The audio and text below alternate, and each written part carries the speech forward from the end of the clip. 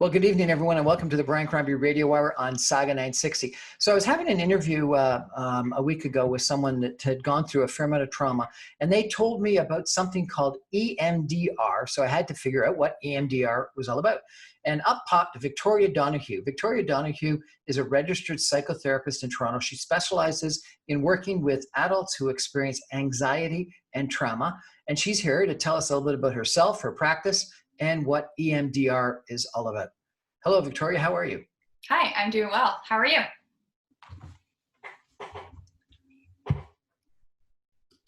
Are you there? Yeah. Sorry. How are you? I am doing well, thanks. Thank you so much for having me. My pleasure. So you are a registered psychotherapist. Correct. Yes. What is a registered psychotherapist? It's an individual who is registered with the College of Registered Psychotherapists in Ontario, and it means that it's a newer board, but someone who provides counseling psychotherapy to individuals. That's the main difference between other psychiatrists, psychologists. We don't do assessments, medication, purely counseling. So I come and lie on a couch or not? You can if you want for some people, but yeah, you come in, you sit down, or in these times, most psychotherapists are offering virtual sessions. And so they come in and together we figure out a goal, what the clients want to work on, and figure out a plan that works best for this client, their goals, what they're dealing with, and we move forward together. And so what you've described, is that what I would commonly refer to as talk therapy? It can be talk therapy, yes. That is a form of talk therapy. And now there's more and more different types of psychotherapy that is different than talk therapy that psychotherapists are offering. So that's more of, for instance, somatic-based psychotherapy. So it's talk therapy, but we're focusing on the body. We're looking more at how the body participates, how our emotions participate.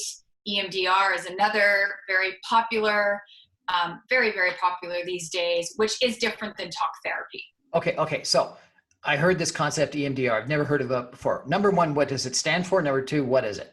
Okay, so number one, it stands for eye movement desensitization reprocessing. And what it is— eye movement desensitizing reprocessing. Yes. Okay. Yeah. It's kind of a mouthful. It's kind of a weird acronym. So what it is, and I'll go into the eye movements in a moment, but to begin with, it's an evidence-based treatment, meaning that it has been researched extensively, it has proven outcomes, and it was first, a lot of the focus with EMDR was on working through trauma, PTSD, and what we're looking at is we're looking to reduce symptoms while strengthening adaptive beliefs that we have about ourselves, so positive beliefs that we have about ourselves. Adaptive symptoms? What's adaptive that? Beliefs. So adaptive beliefs. Yeah. So when we experience something, for instance, growing up, we had a parent that, hated their job. They came home and they're really angry. And as children, we create meaning around the world around ourselves. Children are very egocentric. That's how they make sense of the world around them. So if, let's say, dad came home angry all the time because he didn't like work, the child will have this belief potentially of, I am bad, I did something wrong, there's something wrong with me. That's the maladaptive belief. And with EMDR, we're trying to shift that to an adaptive, positive belief. Okay, so how does this eye movement come into effect? Well, initially, the eye movement is a bilateral stimulation. A what? Bilateral stimulation. Yes.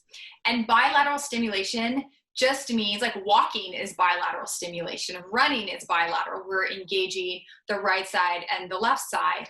So actually the creator, what she did, Francine Shapiro, in the 80s, she noticed that while she was walking, the distress went down. Her emotional distress went down. So then she decided to create this whole protocol and she used eye movement. So what it looks like in session is the client is following my fingers and I'm doing this. And that's that bilateral stimulation. Right now, a lot of people don't use the eye movement. We can use tapping. So virtually, this is what I'm having my clients do. They're doing this. They can tap on their thighs, their feet on the ground. We can also use sound, bilateral, audio, tactile, and also tactile, which is there's these pulsars that alternate. So it's evolved quite a bit from the eye movements in the 80s. And what does this duality thing do for you? So what it does is it allows, there's several things. One thing is that it engages the parasympathetic nervous system. The what system? The parasympathetic nervous system. What is the parasympathetic nervous system? Thank you for asking these questions, because sometimes I can just go on. So parasympathetic nervous system is the calming, resting state of our nervous system. It means that we're not in fight or flight. We're in this calm space. And if we're going to go and process trauma or process painful previous experiences, we do not want to be in fight or flight, because chances are that was the state we were in when we initially experienced that distressing moment or experience. So that bilateral stimulation engages that parasympathetic nervous system, meaning that we can relax. It allows us to have one foot in 2020 and one foot in the past. This is so important that we maintain this dual awareness. If we do not, we are reliving and re-traumatized, because we are just reliving the past. Our body needs to know the danger is over. I'm in 2020, while it's also reprocessing and feeling what the body couldn't feel in the past, or what emotions couldn't feel, because when we experience trauma, the definition of that is that our nervous system is so overwhelmed that we can't actually digest what's happening. And somehow by going like this, tapping yourself for something like this, you're all of a sudden going to be able to change your attitudes toward your trauma today? Yeah. So what we're doing, should I explain, go into what a session looks like? No. Okay. Because I'm going to ask you that in a minute. We're going to take a break. We're with Victoria Donahue, a registered psychotherapist who's told us a little bit about talk therapy, but is also telling us about EDMR, which is EMDR, eye movement. Desensitization and reprocessing. Desensitization and reprocessing. Mm-hmm. Sounds fascinating. We're going to take a break for some messages, and we're going to come back with Victoria Donahue in just a minute. Stay with us. Welcome back to the Brian Crombie Radio Hour. I heard this concept of EMDR that had something to do with eye movements, and I was really quite intrigued by it. And so I reached out. Actually, it's interesting. I Googled EMDR, and up popped Victoria Donahue as the number one on Google for EMDR in Toronto. So either your social media or your social media person is doing something right, because you popped up. And she responded very quickly, and she obviously, given the first conversation we've had with her, knows a lot about it. So tell me, what actually happens, Victoria, in an EMDR session? So in a traditional session, and I say that because we have to tailor it to our clients, but the standard protocol is that together we've done some groundwork and we've decided on some memories that we want to process. So we identify a memory, and I ask the client to bring that memory up, and I ask them what part of this is the most distressing. So they'll, say whatever part. And I ask them to, as I think about that moment of that memory, so we're taking a memory, but we're going to break it down. I ask them, in this present moment, what do you notice? How distressing is it on a scale of 1 to 10? So we have a scale. What emotion do you feel now as you think about this memory? Where do you feel that in your body? And what belief does this, what belief do you have about yourself, or what does this situation tell you? And so almost every time there is going to be a negative belief associated with this memory. And so I asked them, when this is all healed, what do you want the positive belief to be? And so that is the adaptive belief that we want our client to move towards. And so they rate that on a scale of 1 to 7. That one's a bit different. And the first thing we're doing is we are looking to deactivate that stress in the body before we look at making that positive belief a 7 on 7. So then once all that is lit up in the nervous system, that's when we are ready for processing. So I ask the client, okay, bring that memory up. If we're doing this virtually, I ask them to keep their eyes open or closed, whatever feels most comfortable. And then just to, bring up that memory and then to start tapping. And we're doing this for like 20 seconds. And then I just say, take a deep breath in and let it go. That means they pause. I walk them through that beforehand. And I ask them what came up for them. And they might be brought to an earlier memory, or just, they might, just be thinking about what they're doing in this moment. Whatever comes up, I'll just say, most of the time I'll say, okay, great, notice that, and let's go back into it. And we're doing this sometimes for, 40 minutes to allow that distress in the body to go down to, 1 or a 0. And then once that's down, I'll ask them, how true does that belief feel? And we want that positive belief to be a 7 on 7. And ideally with that, we get there. And if we can't get there with this one memory, that means there's another memory that has contributed to this negative belief of ourself that's essentially blocking that maladaptive belief. And then if there is, then we figure that out together and we start the whole process again. And again, why does this tapping of the shoulders, alternating tapping of the shoulders, help? Well, it allows the client to go into something that's painful in a way that feels grounding and that maintains that dual awareness. And also what we're trying to do is, when we experience trauma or something that's overwhelming, that prefrontal cortex, our rational brain, goes offline because it's in survival mode. And what we want is that left brain and that right brain to be able to communicate. And so that's what that tapping is doing as well. We are relaxing the nervous system. We're allowing that integration to happen between the left and the right brain. And we are ensuring that the client is not flooded and reliving the past, which is not helpful and is just re-traumatizing. So it's interesting because I listened to this fascinating interview with Hillary Clinton, former First Lady and Secretary of, what was she, Secretary of State and candidate for president. And she was being interviewed and she said one of the things she needs to do to calm down is alternate nostril breathing. Do you know what alternate nostril breathing is? And is that anything similar to what you're talking about? I'm familiar with it, and I'm sure in some ways it also calms the parasympathetic, or it engages a parasympathetic nervous system. So I'm sure in some ways there's some connection. Sounds kind of interesting. I always wondered what it was, but for some reason doing something on different sides of the body, I guess alternating helps you calm down. Yeah. Now, how can that, so the person that described this to me had gone through the trauma of the August 4th blast in Beirut, Lebanon. Mm-hmm. And to get rid of her, she said she was waking up. She had PTSD. She said she was waking up in the middle of the night, afraid of another blast. The blast that came had destroyed the windows in her daughter's bedroom, and luckily, no one was hurt. But she was so scared that if she hadn't been there to rush her daughter out of the room, something would have happened. How do you get rid of trauma, PTSD trauma like that?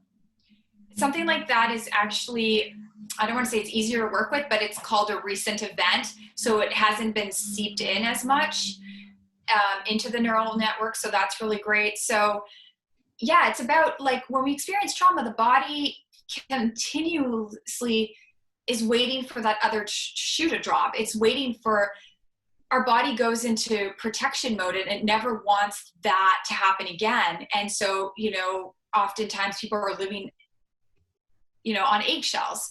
And so that's what essentially we're doing is we're having the body and the mind connect and let the body know that actually the danger is over. You survived it. It's okay. And that's what we're doing with that positive belief. Maybe that positive belief is I'm safe now. And we're also, trauma, we know, gets locked in and stored in the body. And that's where talk therapy can't always get to, because we can't always think our way through something. It's like, yes, in this situation, this person might know that the danger is over, but the body doesn't know it. And working with EMDR, using EMDR, we can sync up that left and the right brain so that the body can feel safe and be able to process the energy that's been locked and stored in the body as a response to that traumatic event. So you said there were a couple different things that you did as a registered psychotherapist. Talk therapy is one, EMDR is another. What are some of the other modalities that you would use? Yeah, so sensory motor psychotherapy, which is a somatic, body-based, talk-oriented therapy. So we're looking at using the body as a resource, like breathing, aligning. We're also looking at what wanted to happen during trauma and couldn't. So for instance, for using the blast, maybe the body wanted to run and couldn't, or they wanted to push or something. So we're looking at allowing the body to release some of that charge. And it works for big T traumas like the blast, and also smaller T traumas like chronic neglect or loneliness or, chronic abuse. What is chronic neglect? Just, it might not be that someone was abused, but their needs weren't attuned to growing up. And a lot of people it's not on their radar as something that's traumatic, but it is traumatic when one's emotional needs aren't met. It creates a sense of loneliness and this negative beliefs like, there's something wrong with me. I'm not lovable. I'm alone. So I use a somatic sensory motor psychotherapy. I also use neurofeedback, which is another. Okay, so what is sensory? What was that word again? Sensory motor somatic? Psychotherapy. Yeah. Sensory motor psychotherapy. So what would that be? So it depends on where we're working with the client. So initially we believe sensory motor psychotherapy like EMDR, that the client has everything within them to heal. So it might be first about just calming the nervous system and finding somatic body resources. It might be breathing. It might be aligning the spine. Maybe someone comes in and they're always like shaking, like their legs are always just on the ground shaking. And maybe that is energy that's been locked in their legs and just needs to be sequenced out and released. Again, we know that trauma gets locked in the body. So it's about using talk therapy with the somatic piece, exploring, we're not just focused on the client's narrative, but how the body is participating. Like if they're talking about someone and they keep on pulling back, well, the body is telling us something. Or if they're saying something where it's really uncomfortable and they're saying how much pain they're in, but they're smiling, that tells us something, that gives us information where maybe it wasn't safe to say how painful it was, or you couldn't say something negative.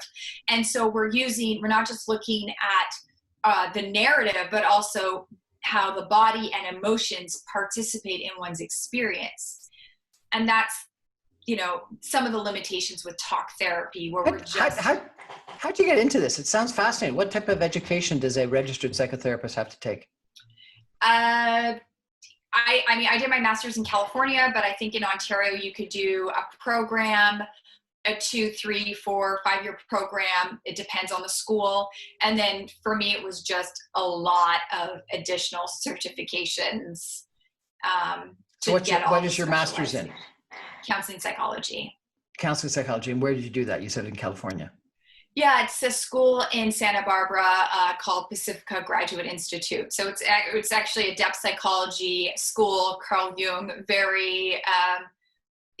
lot of that analysis based. So this is very different than just the heady psychoanalysis work that I was initially trained in.